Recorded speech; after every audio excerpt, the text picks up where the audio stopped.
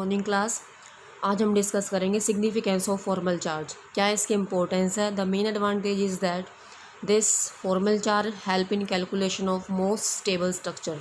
ये हमें किसी भी कंपाउंड के स्टेबल स्ट्रक्चर को आइडेंटिफाई करने में हेल्प करते हैं। किस वे में करेगा? So that the structure with least energy out of the possible structures is considered to be the most stable structure because this structure consists of smallest value of formal charges on the atom। यानी कि जिस structure के अंदर formal charge की value सबसे कम आएगी वो structure सबसे कम एनर्जी लेवल का होगा, तो उस केस में स्ट्रक्चर कैसा होगा? More stable. अब एक क्वेश्चन गिवन है यहाँ पर, cyanogen having formula CN twice is a pseudo halogen. Pseudo means false. It is not a halogen but it behave like halogen because it has the same property similar to halogens. The structure consists of two cyanide groups linked together. The two cyanide groups may be linked either through carbon to carbon linkage or through nitrogen to nitrogen linkage. So out of this structure we have to calculate which of these structure is correct and why. So first of all we will calculate the formal charge on each atom in the structure. For example, in the first case when there is linkage through nitrogen, in that case formal charge comes out to be -1 on carbon and +1 on nitrogen. In the second structure where linkage is present between carbon, it is found that the atoms does not have any kind of formal charge present on them. So in the significance we have stated that the structure which has smallest formal charge is the most stable. So here this structure have no formal charge, therefore this structure is the most stable structure. So we conclude that the structure second has less or no formal charge, hence the structure second is correct because in this case the two cyanide groups are bonded through carbon atom. तो जिस molecule के अंदर linkage carbon के through होगी उसके अंदर कोई formal charge नहीं है, therefore that structure is more stable as compared to the other. Now we are going to discuss about the limitations of octet rule. Octet rule का मतलब क्या होता है? Octet means set of 8 electrons, यानी कोई भी स्पेसिस है, कोई भी एटम है, वो अपने आप को स्टेबल करने के लिए 8 इलेक्ट्रॉन्स को रिक्वायरमेंट शो करेगा, आइदर बाय लॉस और बाय गेन और बाय शेयरिंग। लेकिन हम जो यहाँ पर कंसेप्ट करेंगे that is through sharing of electrons. तो कोई भी स्पेसिस अपने पास 8 इलेक्ट्रॉन्स को एक्वायर करेगा शेयरिंग से किसी दूसरे स्पेसिस के साथ। लेकिन कुछ केसेस में ये रूल एप्लीकेबल नहीं होता। किस किस केस में एप्लीकेबल नहीं है? फर्स्ट है the compounds involving formation of hydrogen or formation of compounds involving hydrogen। Jin compounds के अंदर हाइड्रोजन एटम कंसिडर्ड होंगे मोलिकुलर फॉर्मेशन में, वहाँ पर ये रूल एप्लीकेबल नहीं होगा because hydrogen is the element which needs only 1 electron to complete its cell. Hydrogen needs only 1 electron to complete its shell। अपनी आउटर मोस्ट शेल को completely fill करने के लिए हाइड्रोजन सिर्फ कितने इलेक्ट्रॉन्स को शेयर करेगा?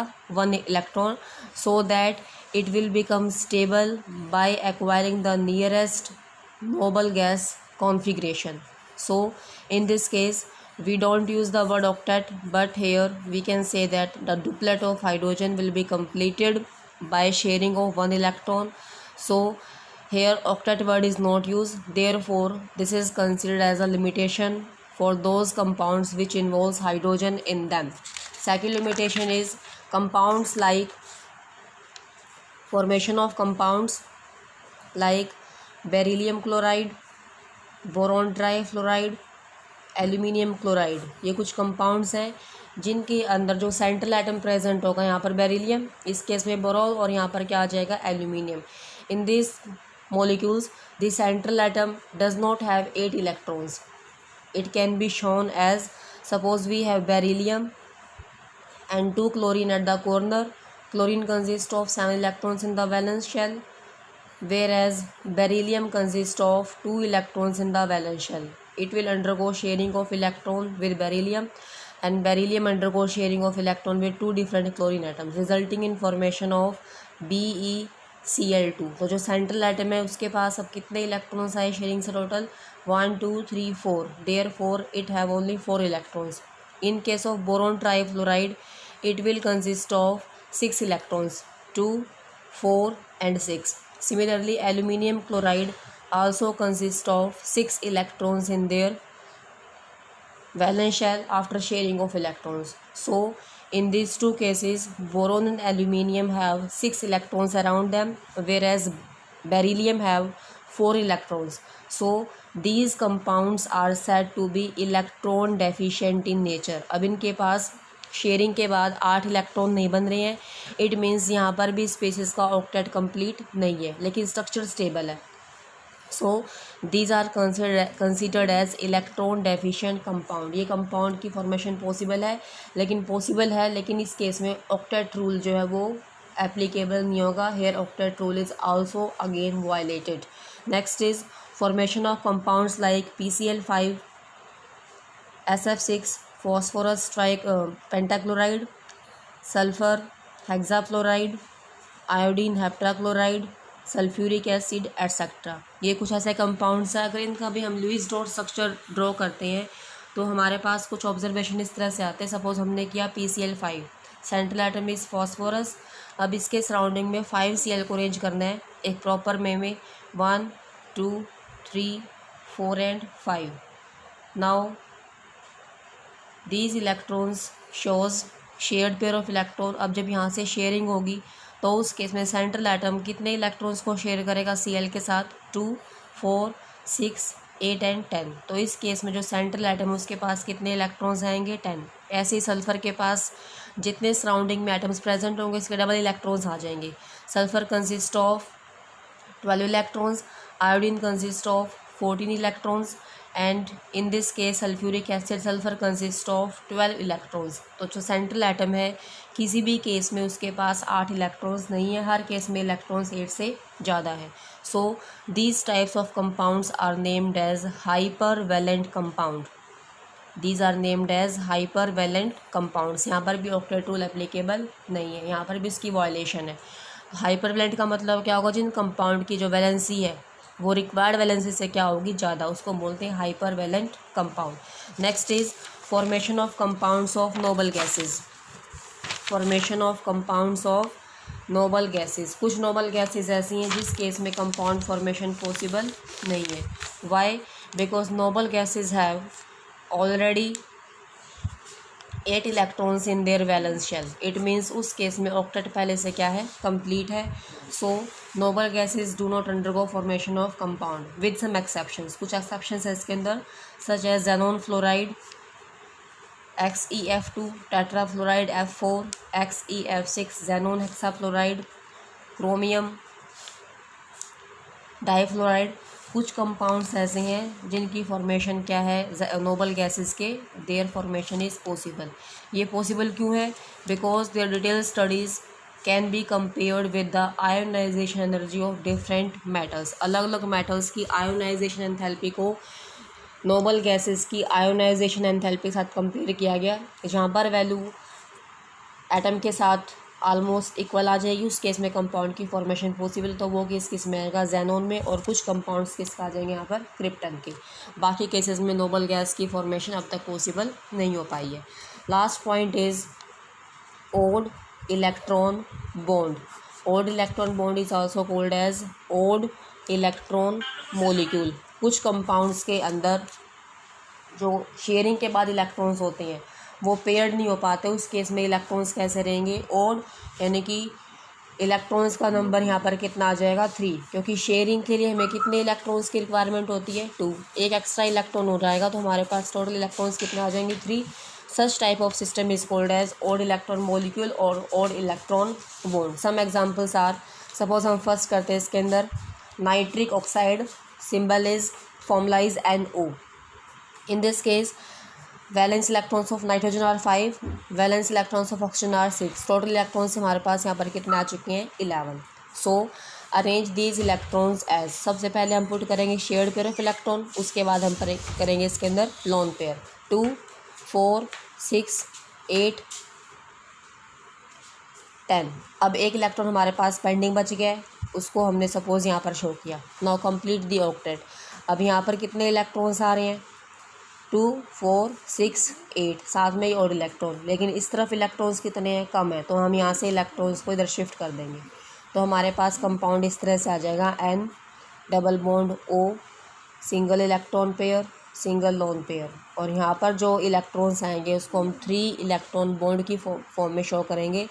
Now this is called as nitric oxide molecule which consists of odd electrons in it. So a 3 electron bond, जो हमारे पास ये इलेक्ट्रॉन की बॉन्ड आई है 3 इलेक्ट्रॉन्स के साथ, this 3 electron bond is also considered equivalent to half covalent bond. इसको हम complete single bond नहीं मानेंगे, इसको हम हाफ मानेंगे। This is called as half covalent bond. क्यों माने इसको हाफ? क्योंकि इस बॉन्ड के अंदर हमारे पास क्या है, एक शेयर्ड इलेक्ट्रॉन है इंस्टेड ऑफ 2 की बजाय हमारे पास यहाँ पर कितने इलेक्ट्रॉन्स हैं? 1। क्यों है 1? This concept was explain on the basis of molecular orbital theory. वो डिस्कस करेंगे आगे डिटेल में हम। अभी सिर्फ इतना ही समझो कि जो यहाँ पर 3 इलेक्ट्रॉन्स है उसमें से सिर्फ एक इलेक्ट्रॉन कैसा है, शेयर्ड इलेक्ट्रॉन। 3 में से सिर्फ एक है, तो 2 इलेक्ट्रॉन्स यहाँ पर शेयरिंग शो नहीं कर रही है according to molecular orbital theory. तो जो यहाँ पर 3 इलेक्ट्रॉन्स प्रेजेंट होंगे वो जाएंगे एंटी बॉन्डिंग मोलिकुलर ऑर्बिटल के अंदर। According to this theory this electrons enter into antibonding molecular orbital, जो आपस में कैंसिल होंगे और हमारे पास यहाँ पर सिर्फ कितने इलेक्ट्रॉन्स बच जाएंगे? 1। तो इसलिए इसको हम बोलेंगे half bond which is form by 2 electron. ठीक है। और जो ये ऑक्टेट रूल हमने अब तक किया कंपाउंड्स के ऊपर, this octet rule is applicable only for S and P block element in ionic as well as covalent compound, but it does not appear to be good for compounds of D and F block elements. वहाँ पर ये ज़्यादा applicable नहीं है। It is mainly applicable to ionic and covalent compound of S and P block element. लेकिन जो limitations थी, इन limitations को फिर फर्दर सिंप्लीफाई किया या मोर एडवांस फॉर्म में स्टडी किया साइंटिस्ट नेम्ड एज सुडेंस।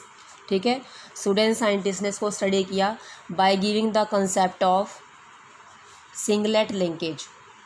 उसने एक्सप्लेन किया कि कोई भी कंपाउंड जब फॉर्म होता है तो उसके अंदर कहीं पर भी ऑक्टेट रूल वायलेट नहीं होता, हमेशा एप्लीकेबल होगा। लेकिन वहाँ पर कंडीशन क्या है, उसने कंसेप्ट ड्राइव किया। This concept is called as concept of singlet linkage.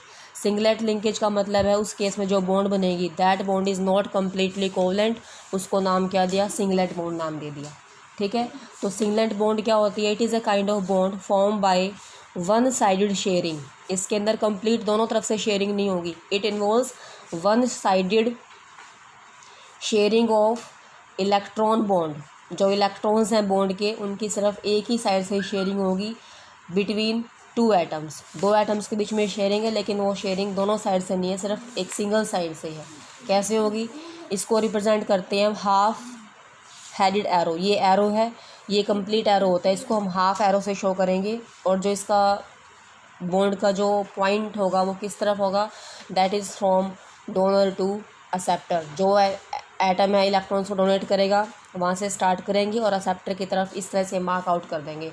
तो इस बॉन्ड को हम कंप्लीट 1 नहीं काउंट करेंगे, इसको हम हाफ काउंट करेंगे। ठीक है। It can be explain in case of PCl5 in figure 4.2। ये हमारे पास PCl5 है। This is the sharing of chlorine atom. This big circle represent the sharing of phosphorus with chlorine. So here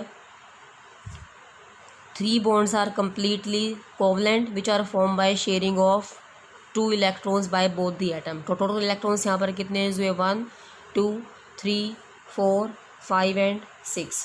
clear. उसके बाद ये pair में दिखा रखे हैं यहाँ पर, ये इलेक्ट्रॉन सिंगली ऑक्यूपाइड है। इट मीन्स यहाँ पर जो बॉन्ड बनेगी वो कैसे होगी? Singlet from donor to acceptor. अब डोनर है फास्फोरस। अब फास्फोरस अपने इलेक्ट्रॉन को, सिंगल इलेक्ट्रॉन को किसको डोनेट कर देगा? क्लोरीन को। हाफ बॉन्ड ये बनेगी और हाफ ये। ठीक है। वैसे कंप्लीट शो करेंगे इसको सिंगल की फॉर्म में, लेकिन जो इलेक्ट्रॉन्स काउंट करेंगे यहाँ पर वो हम 1 इलेक्ट्रॉन इसके लिए काउंट करेंगे और 1 इलेक्ट्रॉन इसके लिए। कंप्लीट 2 इलेक्ट्रॉन्स नहीं है ये।